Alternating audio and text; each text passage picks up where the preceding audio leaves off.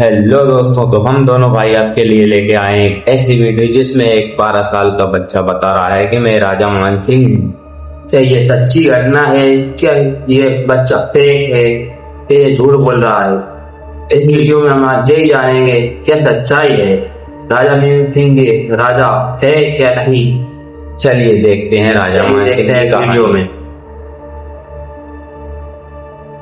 प्यारे दोस्तों, क्या एक 12 साल का बच्चा सच में अपने पिछले जन्म को याद कर सकता है? और अगर हां, तो क्या वो कोई साधारण इंसान नहीं बल्कि एक राजा था? इसी सवाल ने पूरे देश को हिलाकर रख दिया है। राजस्थान के टोंक जिले के जैकमाबाद गांव से आई यह खबर अब सिर्फ एक गांव की कहानी नहीं रही, बल्कि एक ऐसा रहस्य बन चुकी है जिसे समझ पाना आसान नहीं है। क्योंकि कानाराम बैरवा नाम का यह 12 साल का बच्चा न सिर्फ अपने पिछले जन्म का दावा कर रहा है, बल्कि वह खुद को जयपुर के प्रसिद्ध राजा सवाई मानसिंह बताता है। और सबसे चौंकाने वाली बात यह है कि उसकी बातें केवल कल्पना नहीं लगती, बल्कि उनमें एक अजीब सी सच्चाई और गहराई महसूस होती है।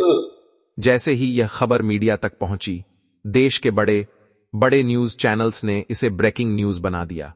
रिपोर्टर गांव में डेरा डालकर बैठे हैं। हर कैमरा सिर्फ एक ही चेहरे को कैद करना चाहता है, कानाराम, जो कभी मासूम बच्चे की तरह हंसता है और अगले ही पल गंभीर होकर ऐसे किस्से सुनाने लगता है जिनमें राजमहल, युद्ध, राजनीति और रहस्यमयी घटनाएं शामिल होती हैं।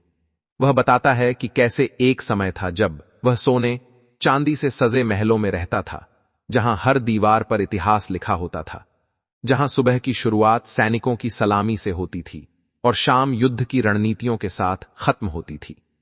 उसकी आवाज में उस समय एक अजीब सी भारीपन आ जाता है, जैसे वह सच में उस दौर को जी चुका हो। कानाराम ने एक दिन अचानक अपने पिछले जीवन के एक युद्ध का जिक्र किया। उसने बताया कि कैसे दुश्मन सेना ने रात के अंधेरे में हमला किया था, कैसे तलवारों की टकराहट से आसमान तक गूंज उठी थी और कैसे उसने अपने सैनिकों को बचाने के लिए खुद आगे बढ़कर युद्ध का नेतृत्व किया था। उसकी आंखें उस समय नम हो जाती हैं, जैसे वह उन खोए हुए लोगों का दर्द आज भी महसूस करता हो। गांव के लोगों के लिए यह सब किसी चमत्कार से कम नहीं है। लेकिन कहानी का सबसे रहस्यमयी हिस्सा तब सामने आया जब कानाराम ने एक पुराने गुप्त रास्ते का जिक्र किया। उसने कहा कि एक किले के नीचे एक ऐसा तहखाना है जहां महत्वपूर्ण राजसी रहस्य छुपाए गए थे। यह सुनकर कुछ लोग उसे पास के एक पुराने किले में ले गए और वहां जो हुआ उसने सभी को सन्न कर दिया। कानाराम ने बिना किसी हिचकिचाहट के किले के अंदर एक ऐसे रास्ते की ओर इशारा किया जो सामान्य नजरों से छुपा हुआ था। जब उस जगह की जांच की गई तो वहां सच में एक पुराना बंद दरवाजा मिला, जिसे खोलने पर अंदर से कुछ प्राचीन वस्तुएं और हथियार मिले।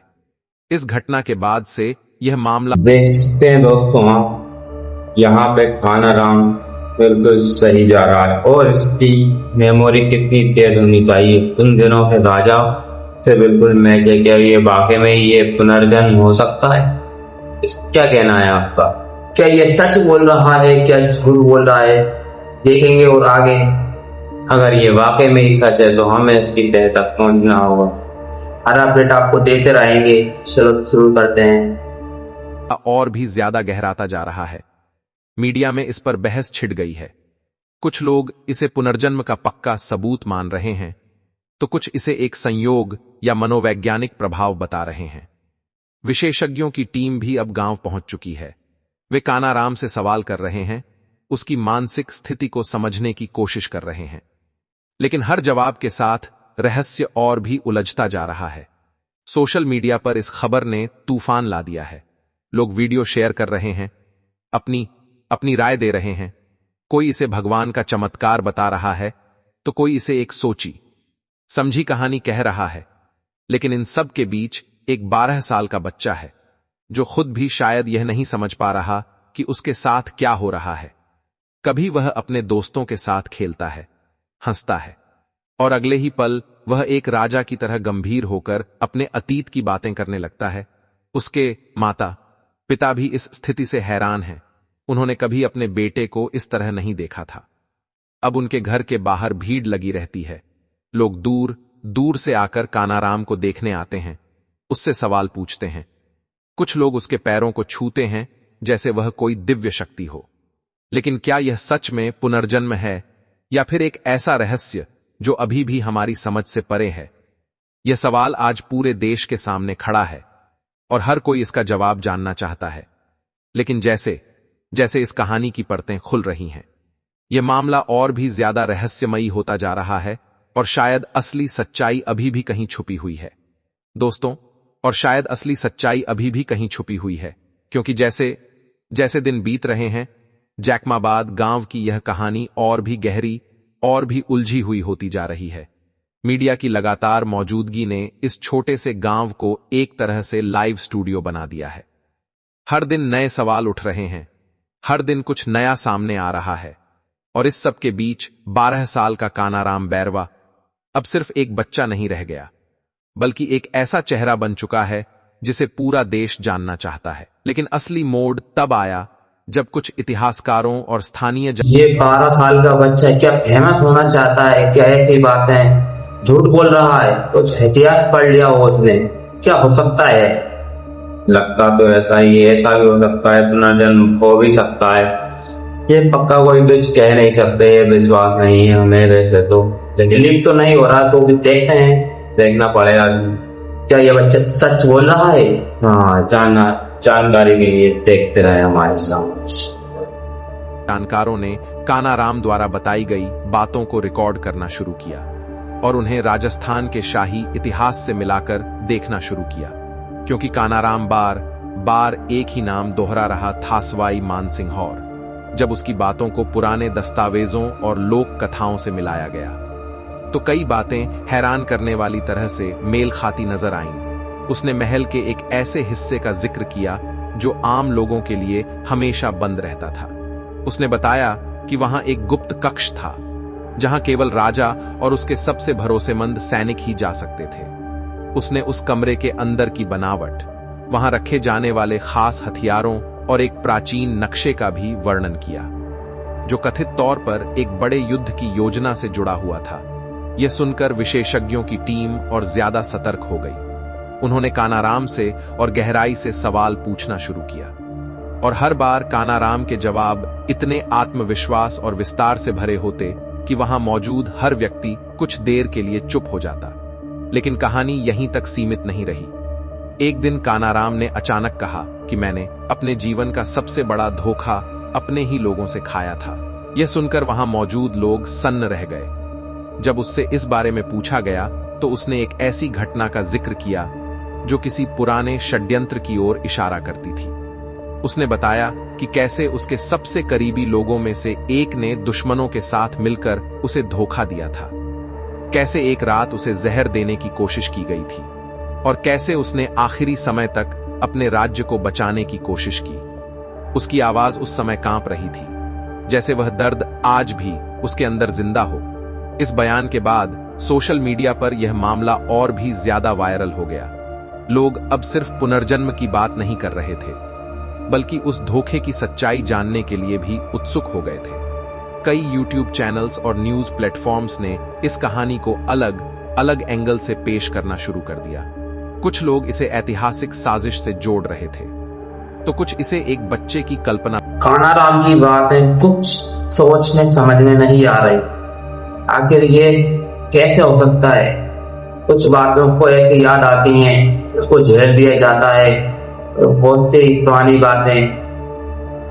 वाकई में उसे जहर दे के मारा गया है या किसी अपने ही आदमी ने उसके साथ घात की थी दोस्त? क्या ये सच बोल रहा है क्या नहीं, इसको हमें अभी तक पता नहीं है। लेकिन कानाराम की बात सुनकर हम बहुत ही शौक है दोस्तों, और हमें बहुत ही ज्यादा बेचैनी हो रही कि आगे क्या होगा अगर ये वाकई में ही राजा मानसिंह का पुनर्जन्म है।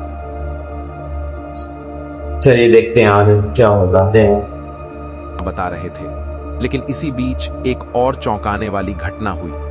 कानाराम ने एक पुराने युद्ध का ऐसा विवरण दिया जो आम इतिहास की किताबों में नहीं मिलता। उसने बताया कि कैसे एक गुप्त लड़ाई लड़ी गई थी जिसमें बहुत कम लोग शामिल थे और जिसका जिक्र कभी सार्वजनिक रूप से नहीं किया गया। उसने उस युद्ध के स्थान, समय और रणनीति का इतना सटीक वर्णन किया कि विशेषज्ञ भी हैरान रह गए। कुछ इतिहासकारों ने कहा कि यह जानकारी केवल कुछ दुर्लभ और पुराने दस्तावेजों में ही मिलती है, जो आम लोगों की पहुंच से बाहर हैं। तो सवाल यह उठता है कि एक 12 साल का बच्चा यह सब कैसे जान सकता है? क्या यह सच में किसी पिछले जन्म की यादें हैं, या फिर इसके पीछे कोई और सच्चाई छुपी हुई है? इस बीच कानाराम के परिवार पर भी दबाव बढ़ने लगा है। कुछ लोग उन्हें समझाने की कोशिश कर रहे हैं कि वे इस मामले को ज्यादा हवा न दें, तो कुछ लोग उन्हें आगे आकर सच्चाई बताने के लिए कह रहे हैं। लेकिन कानाराम के माता पिता खुद भी इस स्थिति से पूरी तरह हैरान और परेशान हैं। उनका कहना है कि उन्होंने कभी अपने बेटे को इस तरह की बातें नहीं सिखाई, न ही उनके घर में कभी इस तरह की ऐतिहासिक चर्चा होती थी। फिर भी कानाराम जो कुछ भी बता रहा है वह इतना विस्तृत और सटीक है कि उसे नजरअंदाज करना आसान नहीं है। गांव के लोग अब इस पूरे मामले को एक चमत्कार मानने लगे हैं।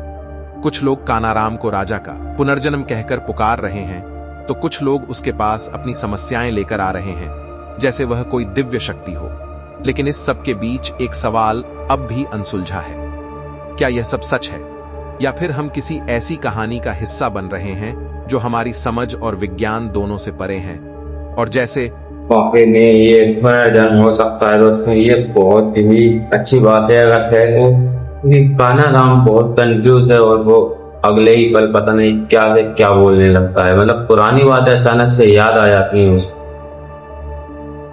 कुछ बातें हैरान करने वाली हैं, जो कि बहुत समझ में नहीं आ रहा आखिर ये क्या हो रहा है उसके साथ। वो सिर्फ 11 साल का बच्चा है, अभी तो खेलने कूदने की उम्र है, पर दिमाग में क्या चल रहा है? बहुत ही भाई अलग ही सोच है उसकी, जैसे कि राजा मानसिंह सोचते थे। तो पूरी बातें याद आ रही हैं। आपको क्या लगता है? क्या लगता है आपको? क्या यह बच्चा झूठा है, क्या यह सच बोल रहा है? चलिए देखते हैं। जैसे यह कहानी आगे बढ़ रही है, ऐसा लग रहा है कि हर जवाब के साथ एक नया रहस्य सामने आ रहा है, और शायद अगला खुलासा इस पूरी कहानी को एक बिल्कुल अलग मोड़ देने वाला है दोस्तों।